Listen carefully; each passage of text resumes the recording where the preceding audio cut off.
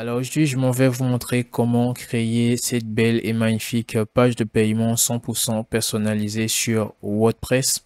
D'accord, comme vous pouvez le voir. Et cela vous aidera à tout simplement inspirer confiance à vos futurs clients. Et cela pourrait tout simplement faire accroître votre taux de conversion et donc votre chiffre d'affaires. Alors si vous êtes freelance WordPress, vous devez absolument savoir moderniser une page de paiement. D'accord, cela pourrait tout simplement être un facteur de satisfaction pour votre client.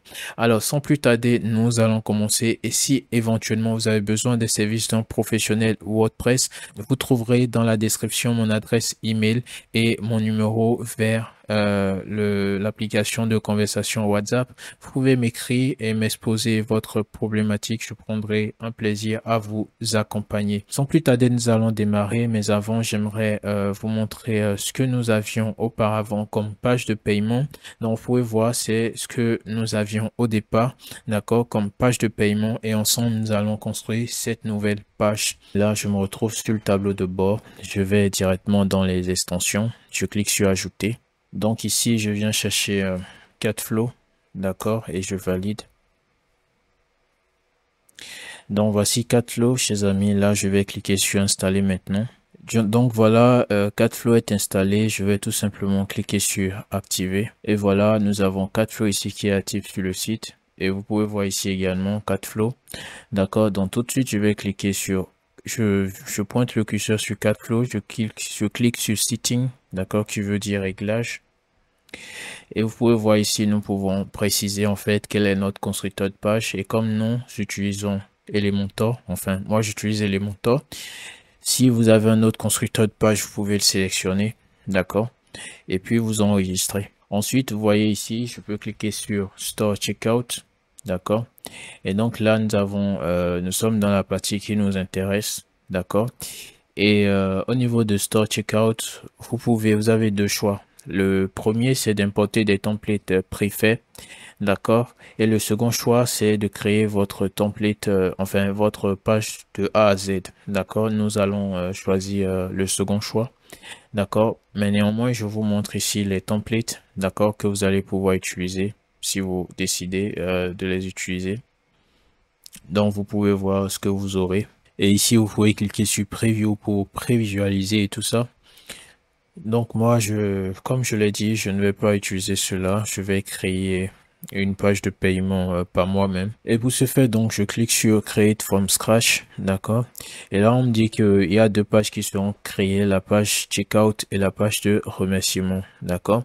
Donc là, je clique sur Create Start Checkout. Et donc, vous voyez, chers amis, là, la création est faite, d'accord.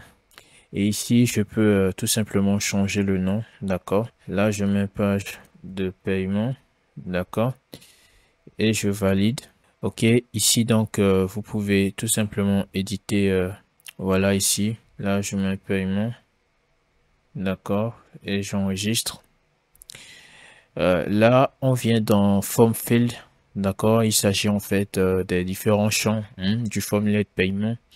Donc là, le code coupon, le champ du code coupon est activé. Le champ des formulaires additionnels également.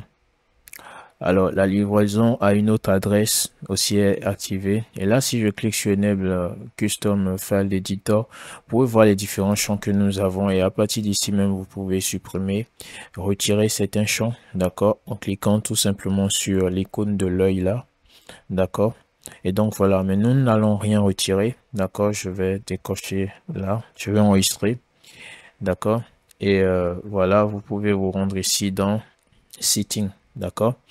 Ici, chers amis, nous allons tout simplement traduire les tests, d'accord. Donc là, vous pouvez voir placeholder, ça veut dire valider la commande. Donc voilà, chers amis, nous avons effectué la traduction des éléments. Je vais tout simplement enregistrer. Et là, je vais sur Général, d'accord. Donc ici, nous avons le slog, c'est en fait le lien, ça concerne le lien, d'accord. Voilà, je mets donc paiement. Et puis, je vais enregistrer. Là, nous avons le code court et là, bon, pour mettre un script. Donc voilà, chers amis, il faut s'assurer d'avoir tout enregistré. OK. Et après cela, nous pouvons cliquer sur Edit Design. Donc là, comme vous pouvez le voir, chers amis, nous sommes là sur une page complètement vierge. Mais le modèle de la page ne me convient pas. Donc, je viens juste cliquer ici sur modèle de page, pas défaut. Donc ici, je vais publier. Alors, faites pas attention à ces deux éléments-là. Ils seront toujours visibles en fait dans la partie d'édition de la page. Donc, mais en live, ils seront pas visibles du tout. Donc, faites pas attention à ces deux éléments-là. D'accord? Donc, nous allons commencer la création de notre page de paiement personnalisée. D'accord? Pour ce faire, je clique sur le plus là. Là, je clique sur le conteneur là. D'accord? Là, je viens sélectionner le conteneur et je mets une hauteur minimum. D'accord? Voilà, un truc du genre. Et ensuite, je vais dans style. Là, je vais choisir dégradé. D'accord? Et là, je sélectionne la couleur principale. Je viens également ici, je sélectionne une couleur beaucoup plus claire et je vais tout simplement changer l'angle. Donc là, je clique sur le plus, d'accord, j'insère un titre, ok. Et là, je sélectionne mon conteneur principal, je vais dans mise en page. Donc je justifie ici au centre et là, je centre aussi, d'accord. Donc mon test se retrouve désormais au milieu. Maintenant, je le sélectionne et je mets validation de paiement. D'accord. Validation de paiement. Et le test, je le mets en blanc. D'accord. Là, je sélectionne la police.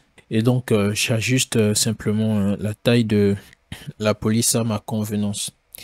Je clique à nouveau sur le plus là. D'accord. Et là, je viens mettre liste. Donc, j'insère la liste d'icônes. Au niveau de mise en page, je mets en ligne. D'accord. Et là, j'avais téléchargé des icônes depuis Google Font, d'accord? Donc, je vais les insérer ici, d'accord? Un à un. Donc, voilà ces icônes-là, d'accord? Je sélectionne la première icône. Donc, voilà, chers amis. Là, je peux aller dans Style, d'accord? Icône. Je vais ajuster la taille des icônes, d'accord? Je peux les mettre en blanc. Je vais au niveau de test également. Ajuster la taille des tests. Voilà. Je change la couleur également. Je mets en blanc. OK. Donc, je reviens dans contenu. Et ici, je peux mettre sécurité SSL garantie. Sécurité SSL garantie.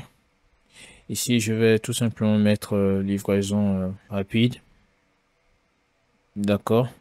Et ici, je vais mettre remboursement garanti. D'accord. Et voilà pour l'entête de notre page de paiement. Non, à présent, chers amis, je vais tout simplement insérer un nouveau conteneur. Donc, je sélectionne une structure. Donc, je choisis celle-ci. D'accord. Et là, je viens voir un peu la largeur. Bon, ok, c'est trop. Je mets 25 là. Et ici, logiquement, je mets 115. D'accord. C'est bien. Alors, à présent, qu'est-ce que je fais? Je viens donc au niveau des widgets, tout simplement. Il faut chercher CatFlow. D'accord, voilà. Donc, nous avons le widget Checkout de CatFlow. Je l'insère donc sur la page. Et là, vous pouvez voir ce que nous avons. Voilà le formulaire que nous avons de base. D'accord. Ici, je vais pouvoir changer le style. D'accord, le layout. Donc, je sélectionne le layout avec deux colonnes. Si vous avez la version professionnelle de Elementor, vous pouvez avoir le checkout en plusieurs étapes, en deux étapes ou en plusieurs étapes. Et vous trouverez le lien de CatFlow dans la description de cette vidéo. Donc voilà, chers amis, vu que moi j'utilise la version gratuite, dans ce cas-là, je vais sélectionner voilà le checkout avec les deux colonnes là. D'accord. Et donc, voilà. Là, à ce niveau-là, je clique ici. Je vais donc dans style. D'accord. Et couleur principale, je sélectionne la couleur principale de mon site, comme vous pouvez le voir là. D'accord. Et donc, c'est cool. Au niveau des titres, hein, voilà. Je mets donc la taille à 16. Voilà, c'est bon. Et je sors là, il s'agit des champs, d'accord. Je vais changer le style des labels. Vous voyez, voilà, style moderne et c'est cool, d'accord. Alors, au niveau de la typographie, vous pouvez la changer, hein. Moi, je vais pas le faire. Couleur des labels, voilà, je peux sélectionner cette couleur-là. Alors non, réduire le test à 13 comme on peut le voir là. Donc voilà, chers amis, ici au niveau de la rondeur des bordures, pardon, des coins, je vais mettre 10, d'accord. Voilà un peu ce que nous avons donc. Alors c'est cool, d'accord. Je suis pas mal satisfait. Et là, ce que je vais faire, c'est tout simplement de sélectionner le conteneur contenant le formulaire de paiement. D'accord. Et là, je vais mettre une magentaine hein, de 10. D'accord. Puis ensuite, je me rends dans style, arrière-plan, pardon, bordure. D'accord. Là, je mets ombre portée. D'accord. Et voilà, ici,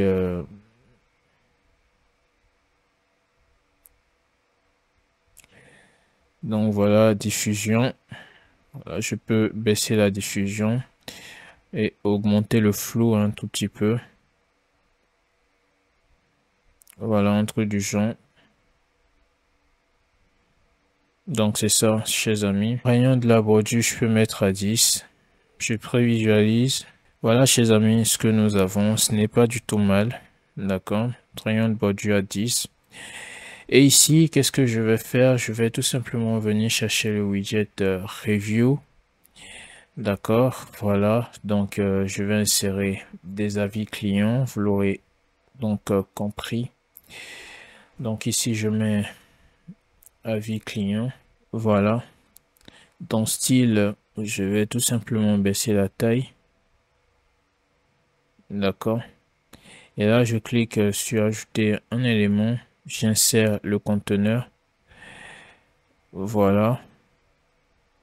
Et ici également, j'insère. Par contre, je fais passer le titre en haut.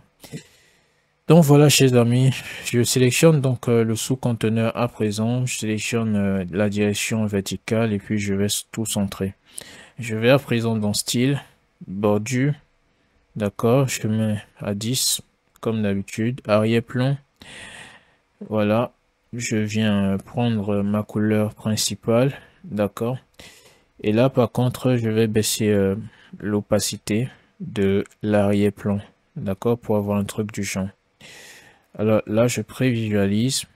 Ok. Alors, chers amis, j'ai tout simplement envie de faire passer les avis clients de l'autre côté. Je trouve que c'est beaucoup mieux. Ok. Donc là, ce que je vais faire, c'est tout simplement de sélectionner mon conteneur principal là, de le mettre à 115 et de sélectionner celui-ci.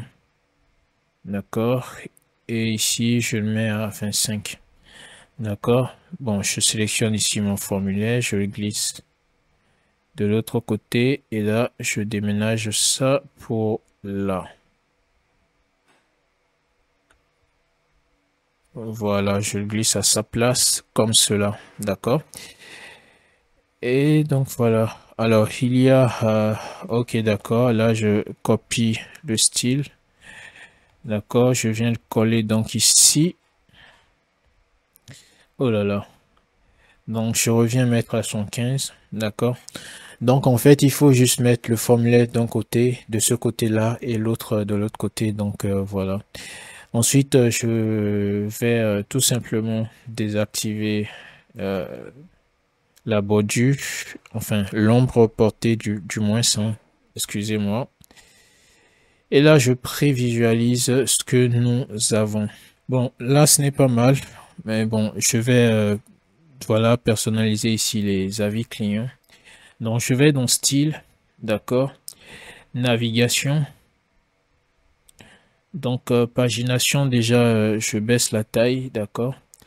Et ici, navigation également, je baisse, hein. Il s'agit de petites flèches à gauche et à droite, là.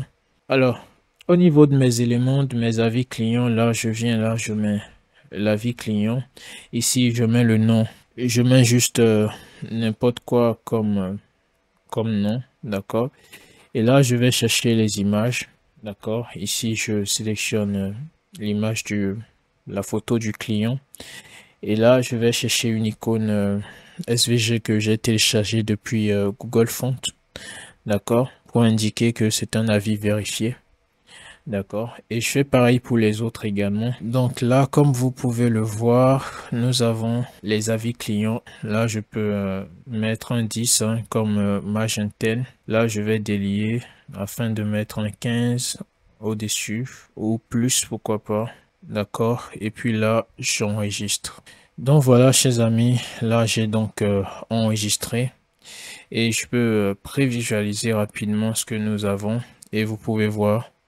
D'accord, c'est la nouvelle page de paiement, ok, que nous venons tout juste de créer. Mais là, c'est la prévisualisation, raison pour laquelle nous avons toujours, voilà, ces éléments-là au niveau de l'entête, d'accord. Et déjà, vous pouvez voir que en fait, la page de paiement, celle-ci est déjà beaucoup mieux présentable que celle que nous avons ici. Vous pouvez voir hein, la différence, elle est là, d'accord. Donc voilà. Alors, chers amis, là, ce que nous allons faire, là, par exemple, si j'actualise cette page, nous avons toujours l'ancienne page de paiement, d'accord? Donc, ce que nous allons faire à présent, d'accord, c'est de venir, voilà, au niveau de CatFlow ici. D'accord, je clique sur Store Checkout, d'accord. Et là, je vais venir activer le Store Checkout, d'accord. Donc là, je l'active. Donc désormais, lorsque je viens sur mon site et que j'actualise ma page, vous voyez que nous avons, voilà, là, nous avons l'entête de notre site, d'accord. Et ici, nous avons la page de paiement, ok, de notre site. Ensuite, nous avons le pied de page tout simplement. Donc voilà, nous avons donc notre page de paiement personnalisée, d'accord, prêt à convertir, prêt à augmenter votre taux de conversion et à inspirer confiance à vos futurs clients tout simplement. Donc voilà, chers amis, c'est tout pour ce tutoriel. J'espère vraiment qu'il vous aura plu. Si c'est le cas, n'hésitez pas à liker cette vidéo, abonnez-vous pour me soutenir, partagez massivement la vidéo autour de vous et on se retrouve une prochaine fois pour une nouvelle vidéo. Allez, ciao.